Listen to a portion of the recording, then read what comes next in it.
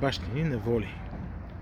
Прибирам се с жена ми, двамата ми породени юнака от Банкя.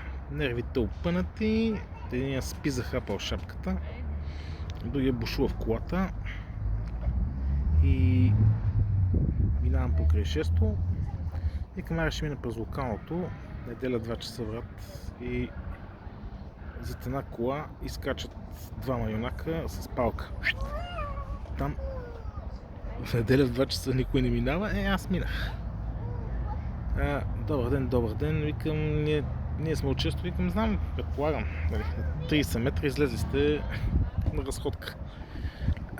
Тук сега имате ли аптечка? Викам, да, вада аптечката, жена ми сменила всичките неща вътре, трепери аптечката. Чудесно. А сега покажете къде ви е пожарогасителя и жилетката и триъгълника. Отварям багажника, знам къде е триъгълника. Багажника е така: тротинетки, колички, бакуци, турби за пазаруване в била, китат.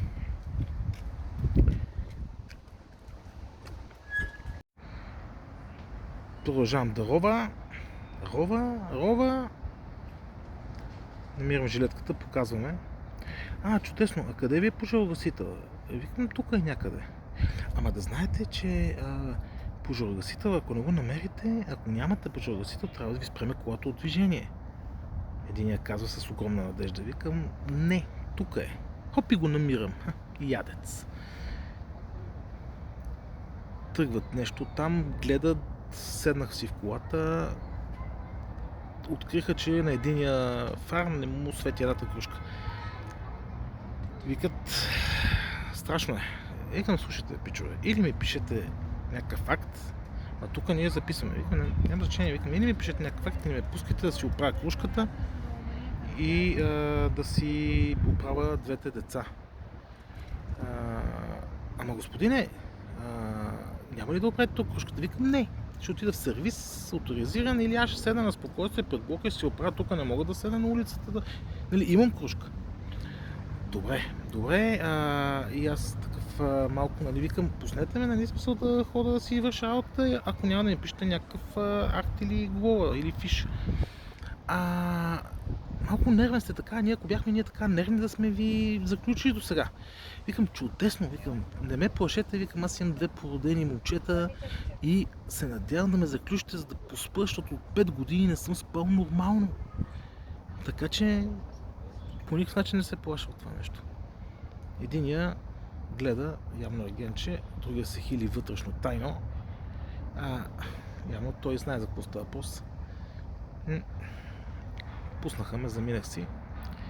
Прибрах се вкъщи, смених кружката, все пак обществена личност сме, трябва да даваме пример. И така. Иначе момчетата бяха любезни, но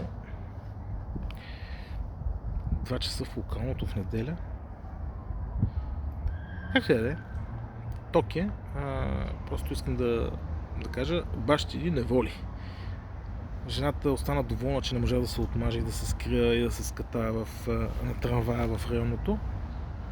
Аз викам, следващия път. Така. Това е от днеска.